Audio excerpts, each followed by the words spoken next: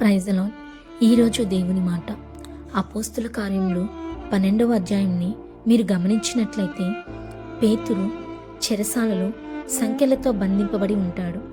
సంఘం అత్యాసక్తితో ప్రార్థించగా దూత వచ్చి సంకెళ్లను తెంపివేసి పేతురుని విడిపించింది. ఈ సన్నివేశాన్ని మనం ఎలా అన్వయించుకోవాలంటే, ఆనాడు పేతురు బంధకాలలో ఎలా ఉన్నాడో ఈనాడు ప్రజలు అనేక బంధకాలలో ఉన్నారు. ఆన్లైన్ గేమ్స్ అంటూ, బెట్టింగ్ యాప్స్ అంటూ ఈ రోజున ఎలా ఉంది అంటే, పాపం ప్రతి ఒక్కరి అరచేతికి వచ్చేసింది.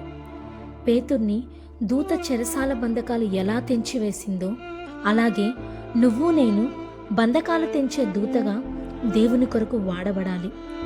నీవుంటున్న సమాజంలో నీవే ఒక దూతగా నిలబడాలి. అనేక భక్తులను, దైవజనులను వాడుకొని లక్షలాది మంది ప్రజలను దేవుని వైపు తిప్పలేదా? అలాగే నువ్వు ఒక దూతగా యవనస్తులతో వ్యవహరించినట్లయితే వారిని కాపాడవచ్చు. వారిలో కొందరు వినేవారు ఉండొచ్చు, వినకపోవచ్చు. నువ్వు చెప్పింది దేవుడు చూస్తాడుగా.